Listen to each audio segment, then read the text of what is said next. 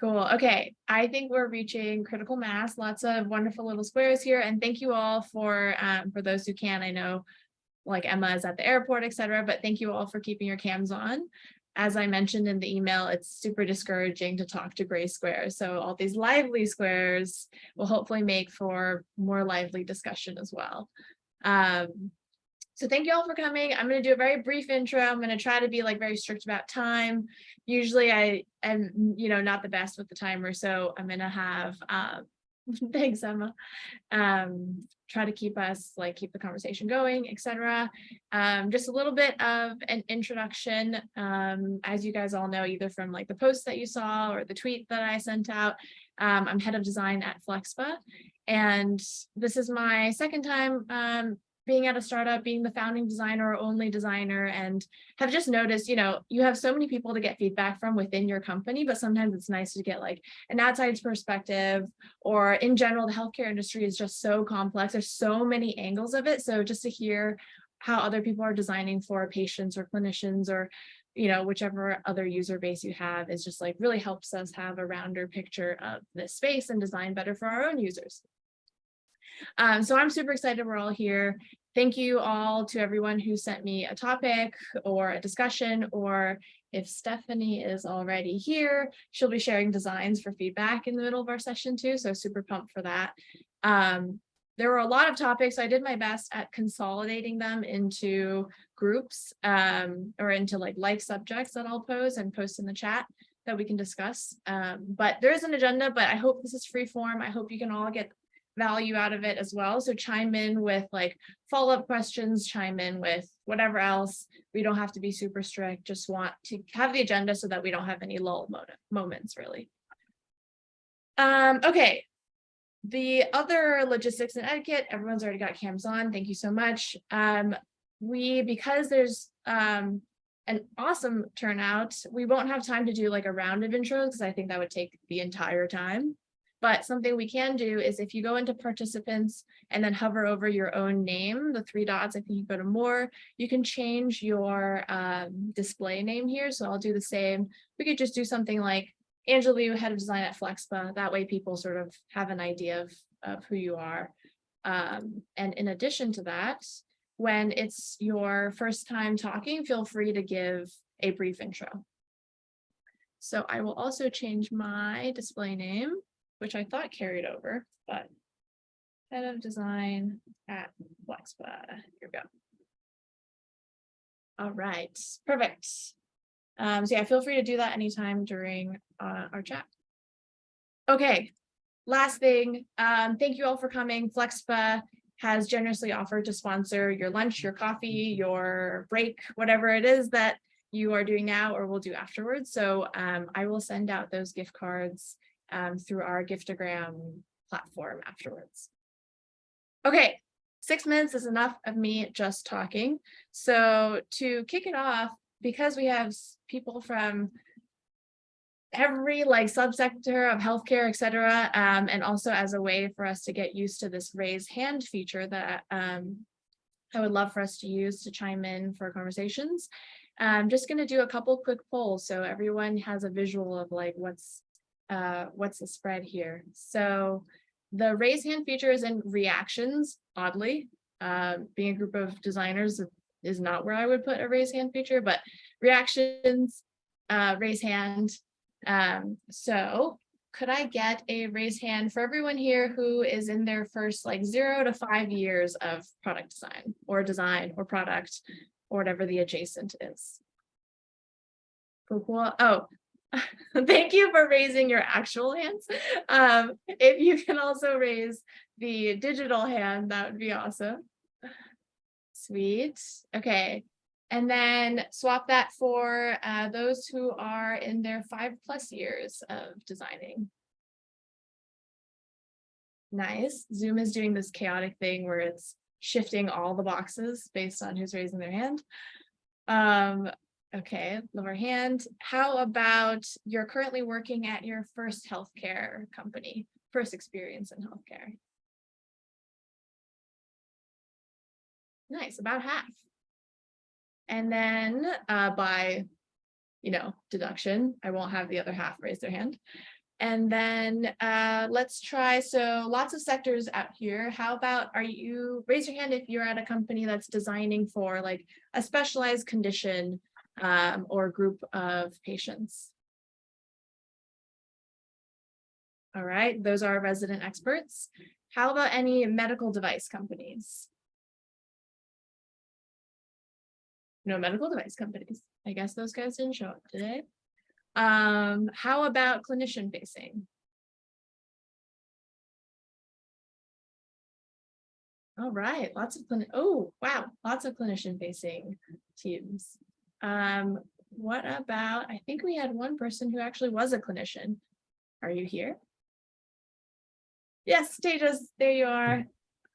We will be highly valuing your feedback today, I think. All right. Okay, so why don't we get started? Already 10 minutes in. We have quite a few topics, so we're going to hit two of the chunkier topics first, and then Stephanie, you're up as the third item for a lightning round of feedback, which I'm pretty pumped about. And then we have 3 more topics after that. And like I said, chime in with follow-up questions. Anything you're interested in double tapping on, please feel free to do that.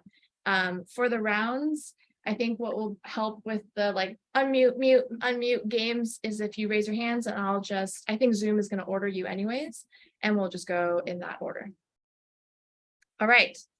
So the first topic, courtesy of Ben, Stephanie, Olga, and Willow, sort of all touched on this topic, so I combined them into one, is the health industry can feel quite archaic in many ways. So we've got deep institutional processes and getting care, constraints regarding regulations, and a population that might be resistant to change. For example, moving from virtual to in-person to virtual, mixed modalities. All of these can lead to poor UX. What are some ways your teams have been innovative in this space? And what are some examples of those outcomes? So let me paste that into the chat here. And I'm personally super pumped to hear more about this as well. Brian, yeah, please. I find that often when you're dealing with something that is a huge shift in the way that users or even the stakeholders for something interface with it, the best way is to find some sort of transition for them. For example, at my company, My Autonomy, where I'm the UI UX designer, a lot of, we're in patient education, and we're replacing a lot of those very old dusty pamphlets that someone printed in 1956 at a doctor's office or a hospital.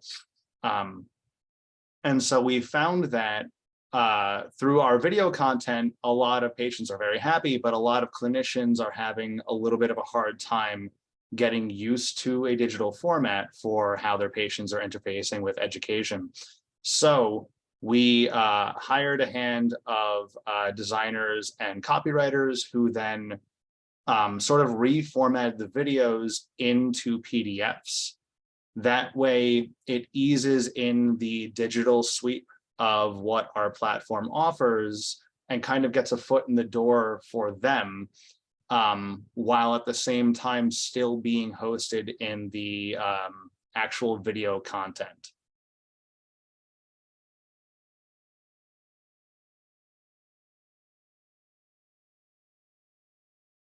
Thanks for sharing that, Brian.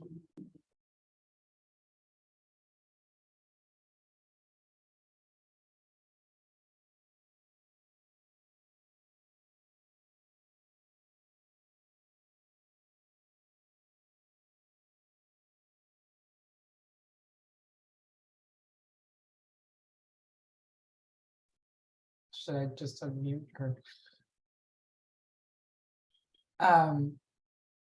I have more of a methodology, I think, than a particular example. I think there are some examples. I originally struggled with this question because I think I can think of a lot more examples where we gave up ground where I wish we hadn't, than places where we leaned into innovation. My name is Elena, by the way. I work at Flatiron Health, which specializes in cancer care and provider facing. And one thing that we do every quarter is we actually host a hackathon.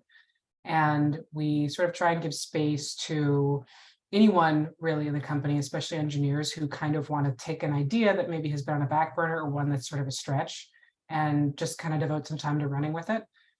Many of these don't make it over the finish line, but the few that do, I think I've seen some really interesting things. So one I helped work on was a project where if you are a provider and you're trying to choose some demographic information about your patient, many times for race and ethnicity, you're presented with 5 options.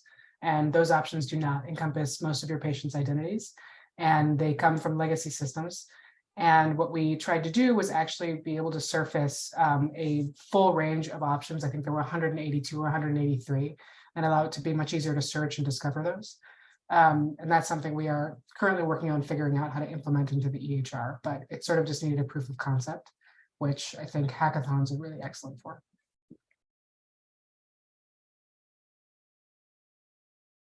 Do you guys invite, so who attends the hackathon? Is it just internal team members? Do you invite clinicians?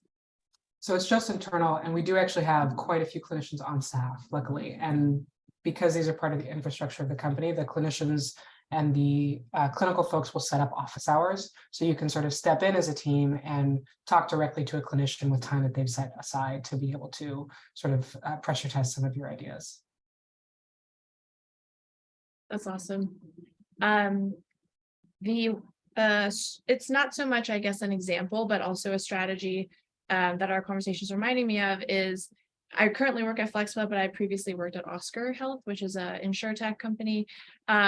What we did is, so we had a customer support team. They were also all internal to Oscar.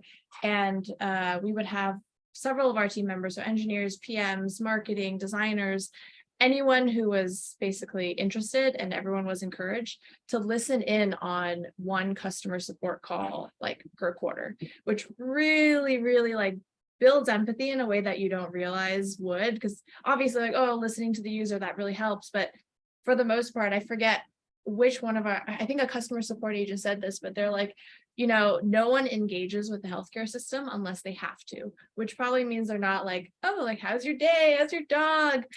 Everyone's a little bit upset, and you really hear that come through in the calls, and you hear how hard our employees are working as well, but you hear like the struggles they're going through, what they understand, what they don't understand. And sometimes it's just what you don't realize at all. It's like, oh, you can really design to help for this like very unique, special, specific detail, and it could go a long way. So that really helped our team. Just to add a little bit of context to your question, I completely agree with all of the things you said. I did 3 years of surgical training at Columbia University in New York, and I'm currently a surgical innovation fellow at UCSF. So I'm not at a healthcare startup myself, but I'm trying to be part of an internal innovation team. And you know, in the design textbook, we always hear like you want to have all these prototypes, you want to rapidly ideate, you fail fast, fail often. But the problem I face whenever I try to interface with even the surgeons I work with is that their schedules are so busy that they don't have the time or bandwidth to kind of interact with half-baked ideas and prototypes. And I feel like that is probably the biggest struggle, because all of them are pro innovation in the abstract, but they're so busy with the 100 things they have to do already that they don't have time to engage with kind of making your innovation better. So I'd be curious if any of you guys on the startup side have found a solution to that problem. That would be very helpful for us internally as well.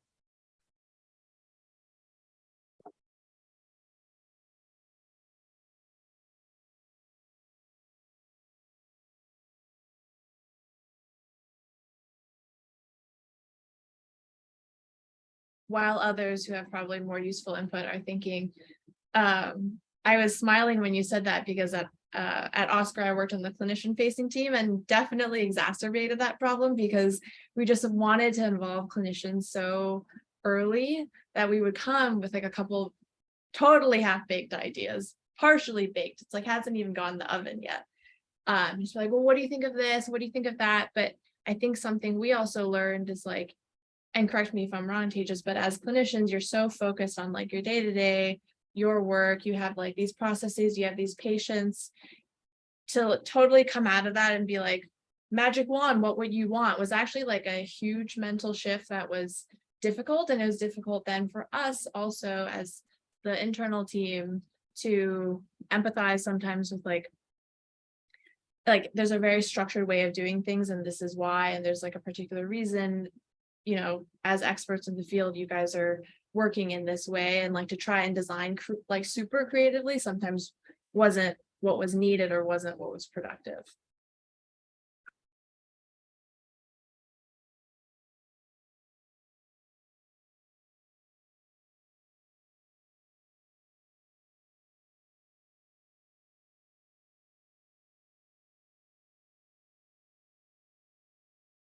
I know half of this group works with clinicians, and I know you've all got some thoughts.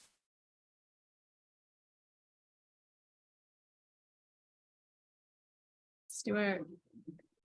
Yeah, I mean, I was thinking of like, is there a magic bullet here? And my answer is probably going to be underwhelming. But yeah, I think just part of it's just realizing that you can't change the whole crowd, but there may be friendlies. So focusing on those folks and running experiments with them has always been like a good low barrier way to kind of entry. And then kind of like also to the point of, I think it was Brian Leo. Yeah, I work in tech-enabled services, and you know, and you create factions eventually, because there's always going to be people who are like, I'm not going to change. And there's always going to be a group like, no, I'm all for change, to offer both options, but also have them side by side and have leadership also begin to build coalition around incentives that they care about that are common amongst the two, often seems to help the thing move along.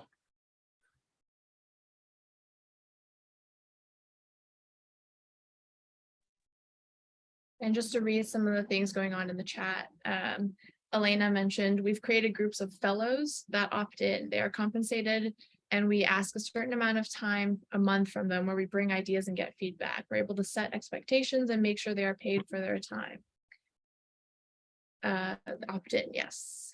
And then Juhan, I hope I'm pronouncing that okay. This is a human problem versus a surgeon God problem. Carving out time often requires giving a shit. For example, a formal time off. And Isha +1 on leadership buy-in. Yeah, thank you. I really like all the things people mentioned. I mean, I think on the clinician side, everyone realizes that the system is broken. There's no one who thinks like, you know, things are perfect the way they are. But for us, it's a real struggle to reframe the process of making things better as anything more than additional short-term work. And I think if we're somehow able to get over that hump and show people that we'll hold your hand through the short-term work to a much better outcome, you know, we could really move forward as like a clinician innovator community, but it's harder than it seems in my experience. Olga.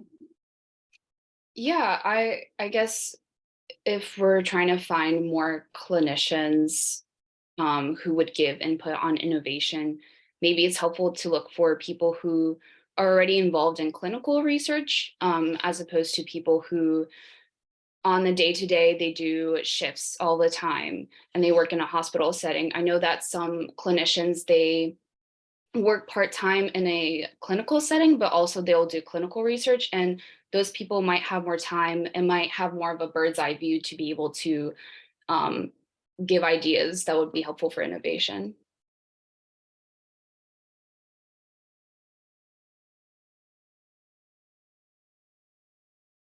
All right, so thank you all for that and for the organic conversation that came out too. The next question is from Brian. So there's lots of sector-specific idiosyncrasies.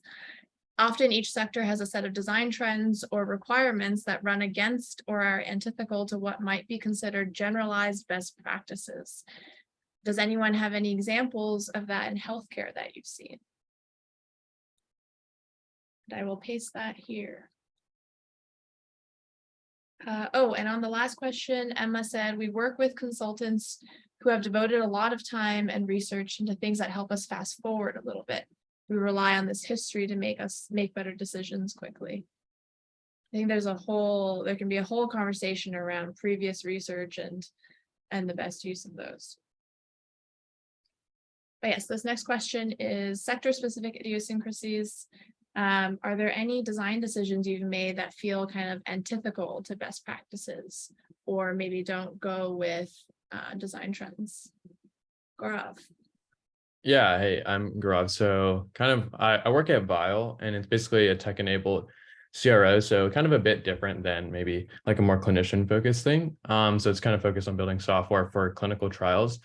And so I'd say like that is definitely somewhere where we see like a lot of different idiosyncrasies, because one, like to actual like build software, like electronic sort of tools for clinical trials, there's basically a lot of like requirements spelled out from the FDA, like good clinical practice that you kind of have to follow. So that's kind of like showing you, one way you have to follow, and a lot of things, some kind of like random details in there is like when you're kind of doing consent or kind of like the onboarding or like site startup flow that you would like think about, you kind of have to draw it out a lot more, because you need to make sure that like the patients and the doctors are both like really consenting in kind of like a normal and like coherent state, as opposed to in maybe like consumer apps or other enterprise apps where your goal is to optimize for like a faster onboarding or a faster conversion.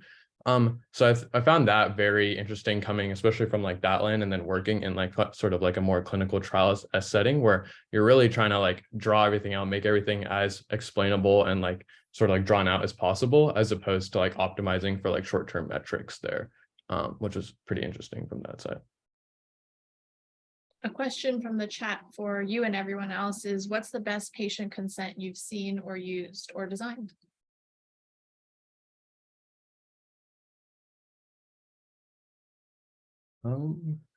Yeah, I guess, yeah, haven't really like, it's still, I guess we're still fairly like early days. And I guess like when you think about it from like a clinical trials perspective, a lot of like previous consents and all that stuff were like faxed or like paper based. So now we're only like, and that's still like going on in, right now in 2023. And so like by offering even like a DocuSign component, has been like a major shift for a lot of them. So that's kind of currently like the V1 that we're running. And, a lot of like sites and those sort of clinical directors are really happy with that, because it's like faster conversion. But I guess, yeah, pretty interested to see what could be better in that space. Yes, Juhan, please. Oh, DocuSign is a low bar. So, I'm glad we can all see how fantastic that is. But consent is just a shit show. And all of us, the NIH program has an okay cut at it. I think 350,000 people have gone through it successfully at a 95% rate of completion, which is pretty insane. And that's, I would say, mediocre at best. And so this is something that's just this gaping wound for design and for research, because no one reads T&C. We can't yet determine whether people can understand what they're reading by their facial expressions. And it's just a giant document. So it is a cluster screw we need to solve. And I would say that's a top 20 healthcare design problem that we need to tackle.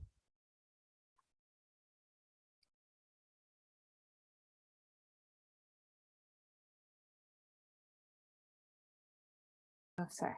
Do I just go off mute, or do we kind of call on each other? No, please, if you're up next and there's a lull, please go ahead and just go. Okay, awesome. Thank you. So I currently work for a API for healthcare data, but previously I was working on this matching platform for Medicaid users, specifically in Washington State, but their goal was to expand to other states. And one thing that I want to echo is that I think consent and also user trust was like a major thing that we saw with Medicaid users, because validly so, a lot of them were very distrustful and frustrated with the system.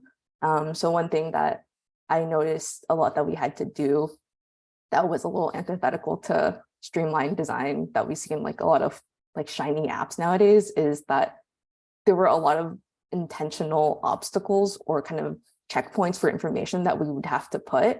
And I always found that it was a really huge struggle when we're doing user testing and conversion, because there was kind of two camps. There are some people that are like, wait, we want more information. Like, how do I know I can trust you? Like, my PHI is very valuable. what are you guys going to do with this? And then there's the other half that's like, I don't want any of this. Like, I just want to go, go, go. Like, I'm fine with technology. Don't explain what it is to me. And so I think because healthcare is so intimate and personal, it can be very difficult to properly gauge when to add those obstacles and when to remove them. And also, I think for me, potentially due to my inexperience, I felt like there was never really a happy solution to it. Like it was either like you fire hose everyone, or like you just don't do anything and people don't pick it up because they don't know what you do and they don't trust you.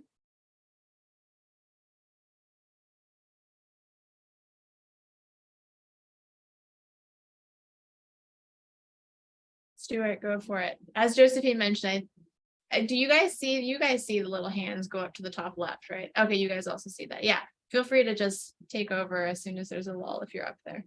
Oh, okay. Yeah, I was like waiting. I was like, should I go? Should I not? No, I know. No. I kind of set a weird standard there. Calling everyone's name. Hey, look, +1 to what Josephine shared. I mean, on one hand, like I think I voted with my feet by going from an all software company to like wanting to go to a more tech-enabled place, because I think you start to realize that, right? So like, although like I work on the product side, so much of my work is also a little bit of service design, because there's this element of that building trust that, especially with like non-tech native folks, and we do work with Medicaid folks a lot. And also even Medicare, right? Like if you may not be tech native. Yeah, it's a combination of the two that really needs to harmonize for you to build trust with certain folks. And there are definitely folks who are like, just send me an email, all good, we're good. But there's a whole lot of folks who are not like that.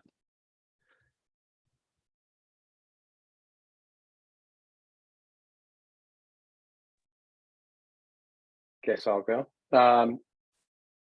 Yeah, this is I think this topic in general is really interesting to me, in terms of how many sort of shortcuts we find in the products that either we've adopted or we've helped design in this space, because there are so many stakeholders, and the patient, I think, is probably the most important for a lot of us, for those who do have patient facing applications and for those possibly who don't, but they are rarely, if ever, the one who pays the bills.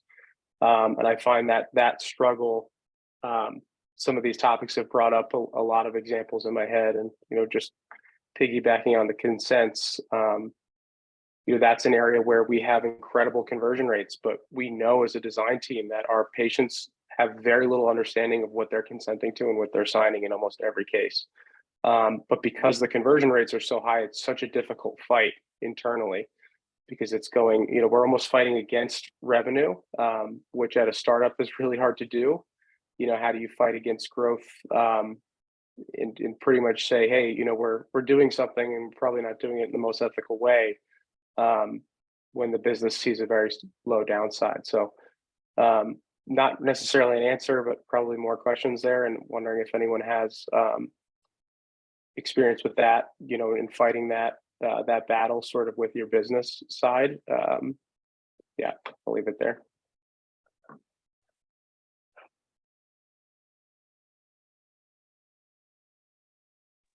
If I may. We actually just recently at My Autonomy dealt with this conversation, where before I started here about 8 months ago. And before I came in, the login screen itself, when you're creating an account, asked for like 12 different points of information, which is very, CRM focused, very, demographic data gathering focused. It's great on the business side. It also means that, as I'm sure I'm preaching to the choir here, as we're all designers, the more fields you have beyond like 3, the less likely people are to even create an account with what you're doing. And so I had recommended that we move it down to just 3 data points, just basically name, either phone number or email, and then a password generation. And then the solution that I proposed for those who really wanted to still collect whatever data they could, obviously ethically, was to have notifications that exist within the system that if you've just created an account, it will prompt you to basically finish your profile. That is what I feel is a very ethical way to collect that information while not creating a very big barrier to entry for people, patients, clinicians, whomever it may be, although the former is probably most relevant. That seems to be going well so far. We've really only just implemented some of those changes, so I don't have data on that yet, unfortunately. But that seems to be another sort of what I was talking about before, a transitional option that is kind of a compromise, but not really design-wise.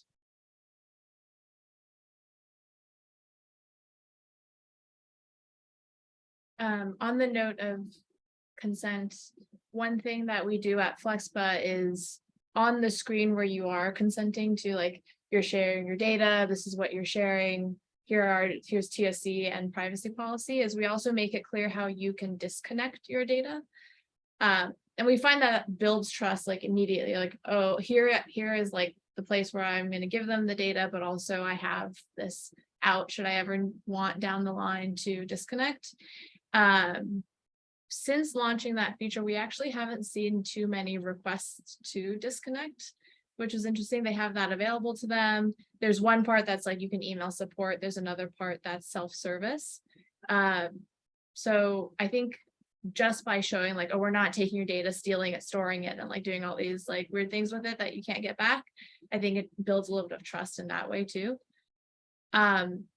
One thing, calling back to the question, the original question of like, what's a sort of antithetical design pattern, is one thing I realized at Oscar with the design team was typically as designers, we try to like remove jargon wherever possible, right? Like industry specific terminology, remove that, use like layman's explanation.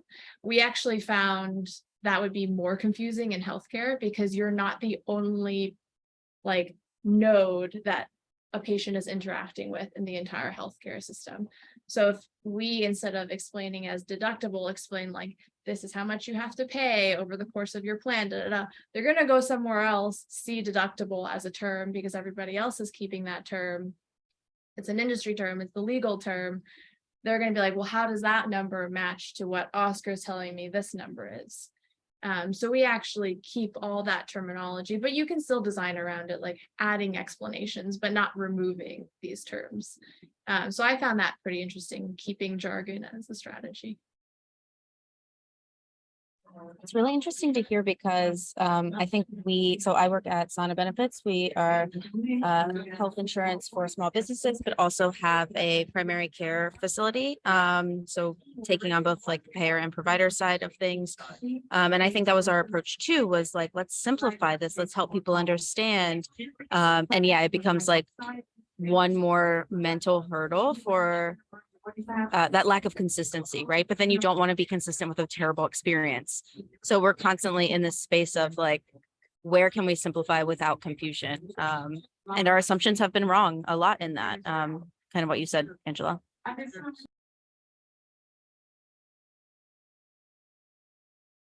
All right, well, I would love to move us to giving Stephanie the floor. Stephanie mentioned she has lo-fi design, so we'll give her a minute to set up. Let me make sure you have sharing or screen share permissions.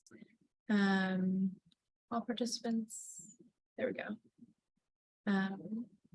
That's right. So Stephanie, I'll give you the floor whenever you're ready. Just give us like a one-liner on what it is that you're designing and then what kind of feedback you're looking for from the group. Perfect. Thank you, Angela. Yeah, so I am a founding PM at a stealth startup and don't have any design experience coming from an engineering background. So just generally looking for overall feedback on how to make this kind of less of a cognitive workload for the clinicians that are going to be using this tool, and just general design feedback would be great. But I'll start with just problem and overview of what it is that I'm building here. So I'll share my screen.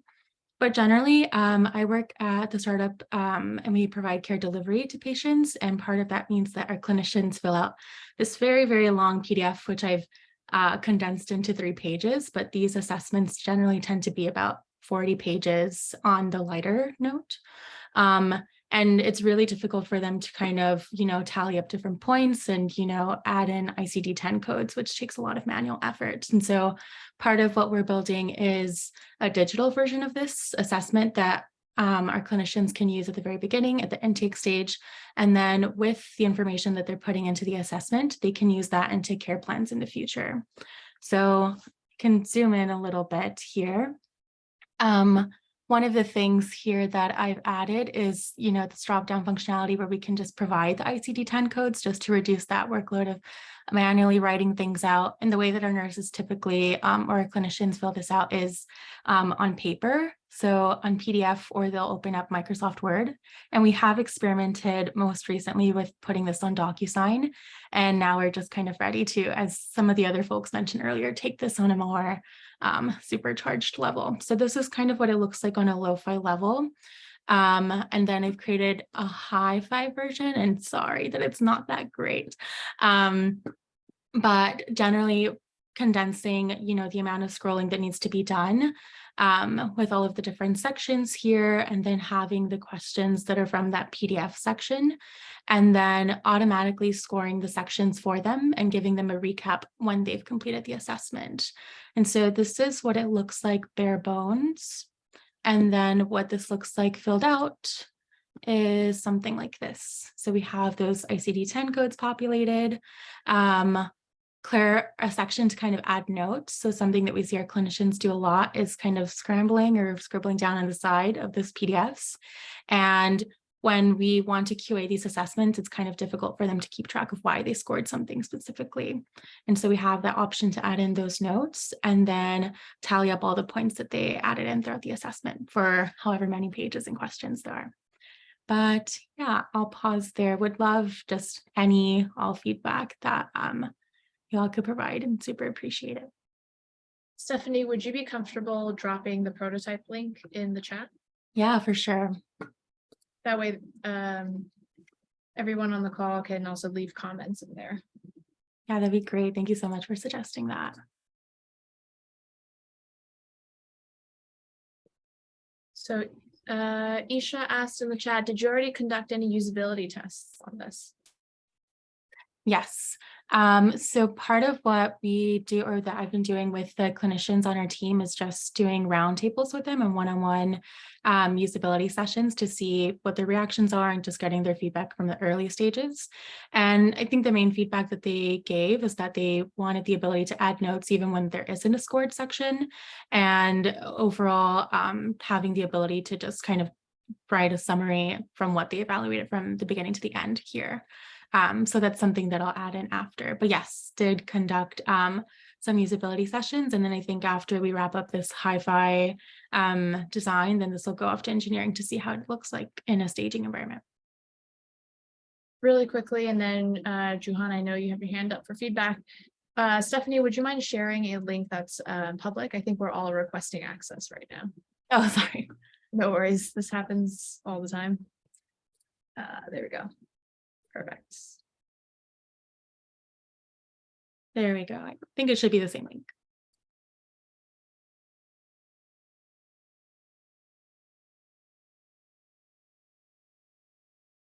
Should I go? Oh, yes, please. Stephanie, quick thing, never apologize for not being a formally trained designer. It's an overrated discipline anyways, and you're come from the dark side of engineering, so rock on. What kind of practice is this? Is like, I see gastro in here. Is it a wide open practice? Is it primary care? Is this a specific discipline? Yeah, this is for outpatient care with Medicaid patients and some Medicare patients. Okay, so it's wide open. Mhm. So your diagnostic codes and all your coding, I'm surprised that's at the beginning. And are you, that's going to trip a lot of, and is this a family practice, a group practice? Like how far up the chain is this? Because that has an impact on how you do coding as well. Mhm. This is just for our internal team that delivers care. So just, I would say, single practice, hopefully. Oh, so how meaty of a product is this? Are you just trying to brute force this as a prototype, or is this like seriously going to production? Seriously going to production, this is one of several assessments that our clinicians fill out. This is going to be one assessment of many that have several kind of different mutations of this. So because Medicaid has several different programs, Right. require different assessments, this will likely just be one assessment that's hard coded for this first release. And then in the future, we'll have something like an assessment builder to kind of build the other ones. Okay, so quick thing then is if this is being used in encounter, there's no way they're doing diagnosis coding in the encounter as they're doing the encounter. So if this is pajama time, or the after or before, maybe, but I would say your hiccup is going to be right there. The rest of this is just form fields, and that's just a certain level of pain. But I would really look at the diagnosis coding as something that's done automatically. That lots of services do that, and not to be done during the encounter. Otherwise, there's probably lots of other questions. Well, do you when you say diagnosis, does that mean the ICD-10 codes referring to the past medical history that this patient has at the beginning, or is it the diagnoses that were revealed during the patient encounter? The latter. So this is all patient reported data. When they're doing the assessment, they're talking to the patient, getting a background of what diagnoses that they have, and then the clinicians will input that into this assessment. So the patients are not filling out this form, right? The doctor's filling it out at the clinic appointment. Right. Okay.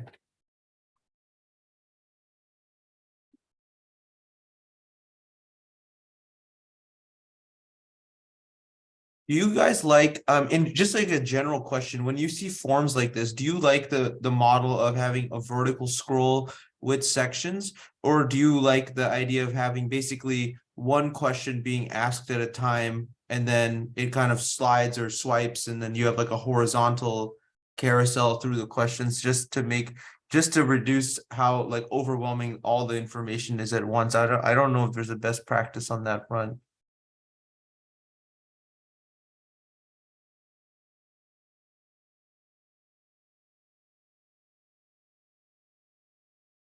Hi, my name is Kelsey, and I work at Cohere Health, where we do intelligent prior authorization.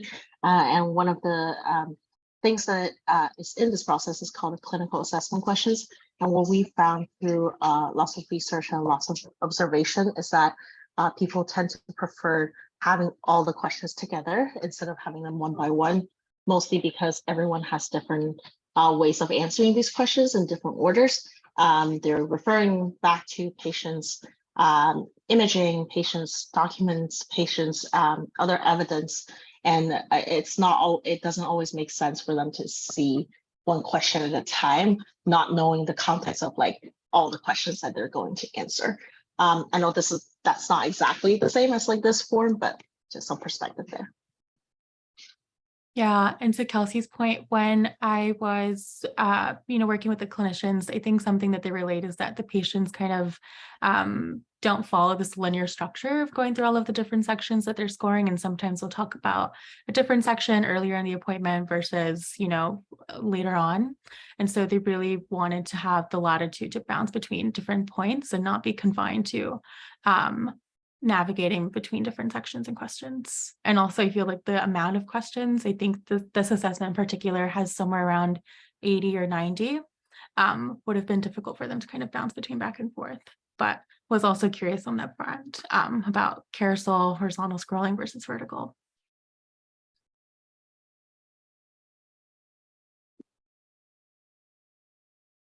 Emma, you should go first. You had your hand raised.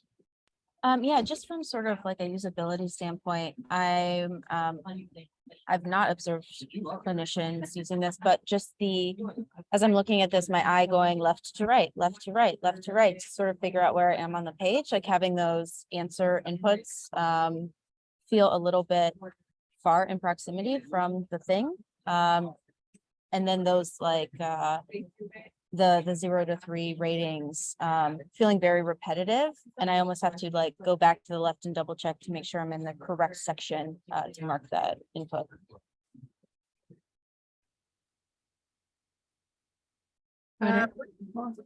Oh, Stephanie, yeah, if you want to respond, please.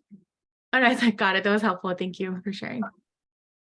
I'm sorry if you mentioned this already, but what device will doctors be using this on?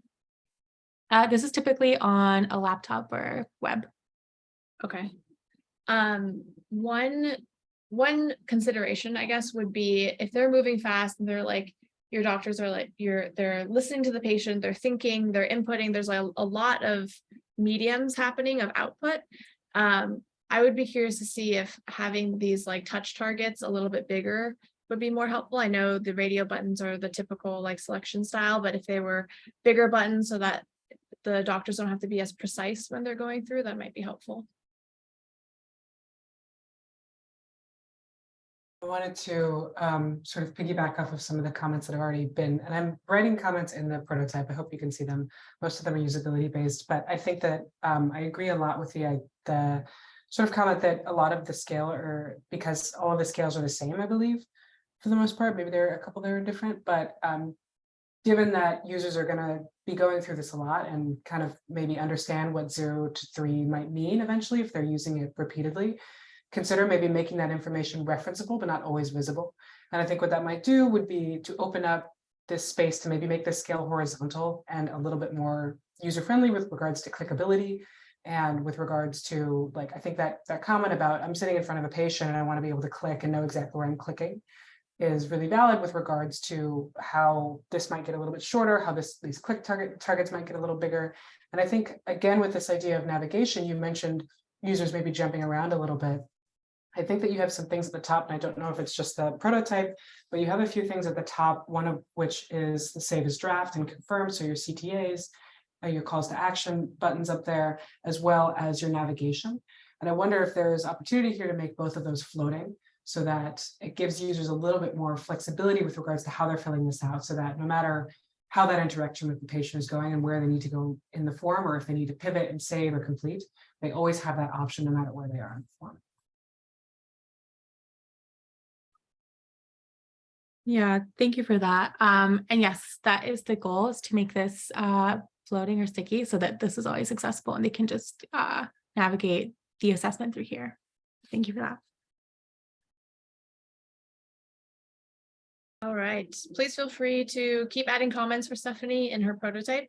The link is in the chat if you guys haven't seen it yet, but thank you, Stephanie, for being the first one to show designs. I know it can be, Crit is already, you know, a place where you're like, oh yeah, we're getting all this feedback, but Crit in front of 20 people you don't know is especially to be applauded for. So thank you so much for doing that. Thank you everyone for your feedback. With the last 9 minutes, I'm going to pose one last question here. Juhan, this is actually from you, so I'll let you reframe it in any way that is more appropriate. But you pose some bigger, more like philosophical questions that I would love to hear perspectives from this group. But if I were to summarize, and please feel free to jump in and be like, that's not right, that's not what I meant. But you were wondering questions about open source aspects of healthcare. So widely, locally, globally, but how can we make available certain resources like healthcare design, health eligibility service, diagnosis services? How can we repackage some of these into, I guess, more accessible platforms or products for others? And I suppose like you are kind of positing on just like the ability to have these as open source resources. Yep, we're seeing it. I mean, Stephanie, you're having to reinvent the wheel for the 16,000th time and a half. And the fact that we don't have really a common repo for healthcare interface, just even the widgets, let alone what we started the conversation off with consent, like a consent matrix. Hey, if I'm trying to do this, I'm trying to text somebody, here's the consent you need. If I'm trying to share data, here's the consent you need. We don't even have that. But so my hope is that we're building more of an open source design mantra over time across the country, across Spaceship Earth. And so that poor Stephanie doesn't have to invent this every single time by herself. And neither do we. But I don't see that much of it.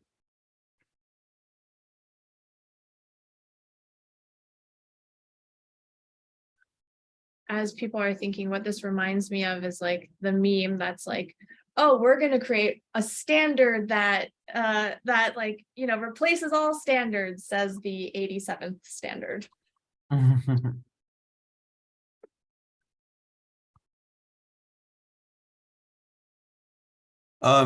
Juhan, one of my pet projects, which is very much in a preliminary brainstorming stage, is that the kind of skills that you guys have all displayed here are not routinely taught to people on the clinical side. And I'm working on a very early prototype of a design thinking curriculum geared towards clinically active trainees. And I'm hoping to, if I get the opportunity to test it, to basically put it on GitHub so it can be forked and iterated on by anyone who's interested. So not a product, more a curriculum, but big fan of the open source movement as well.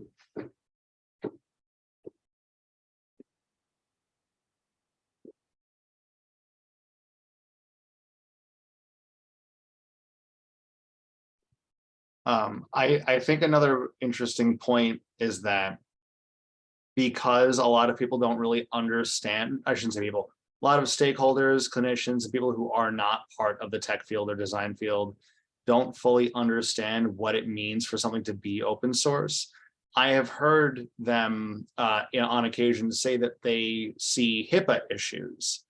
So I think part of this might be an onus on us to explain to the people making decisions that open source, using something that's open source or making something that's open source there isn't a dichotomy really between that and HIPAA regulations. Like it doesn't create a sort of like backdoor or anything like that.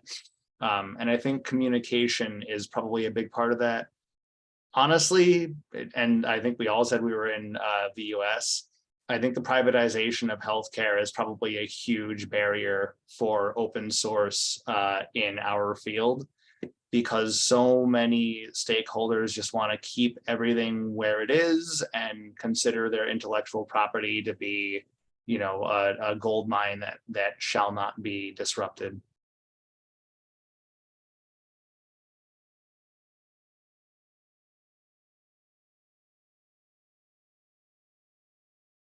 I think CMS is finally starting a team to create like a nationwide provider directory, which is one of those things where you hear and you're like, how does this not exist at all for 50 years now?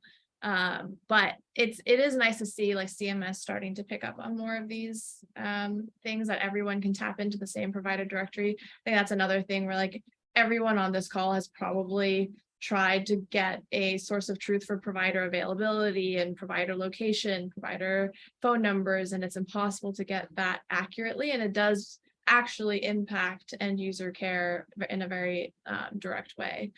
I think the other thing that's like someone mentioned, like Adobe and Google making design systems public.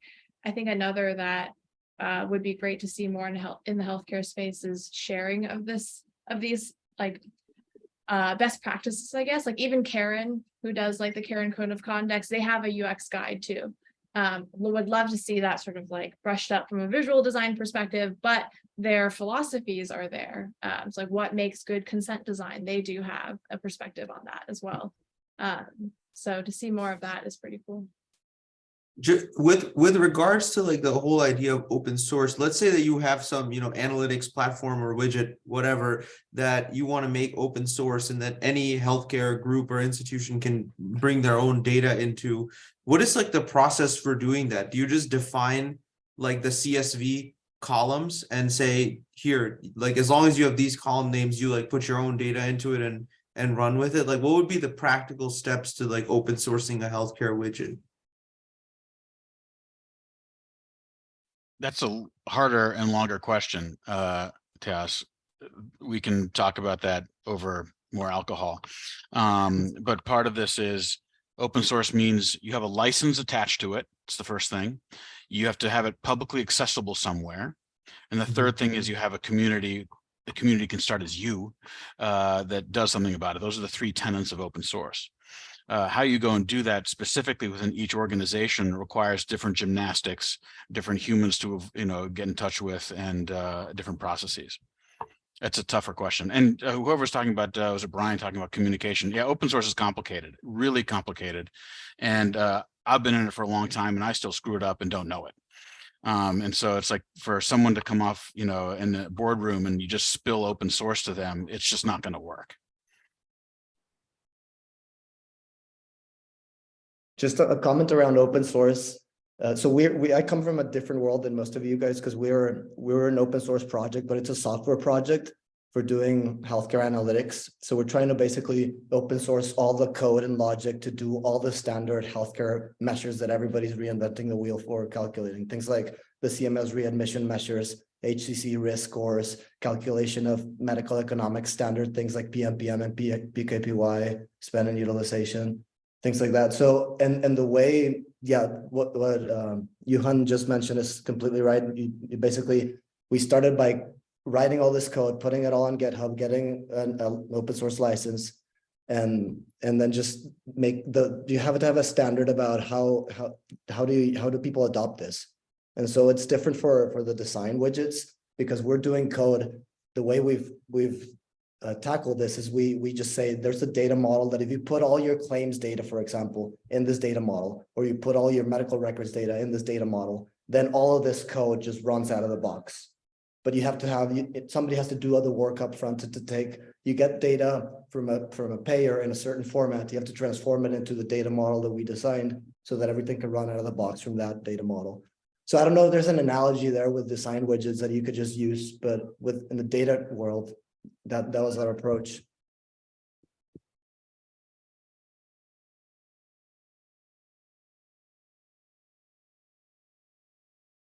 With that, Coco, thank you so much for sharing. And that actually brings us to the end of an hour, which flew by. And I'm sure there's lots more topics that we could have discussed and people are interested in discussing. But thank you all so much for coming to this inaugural session. I hope it was valuable. I hope you got something out of it.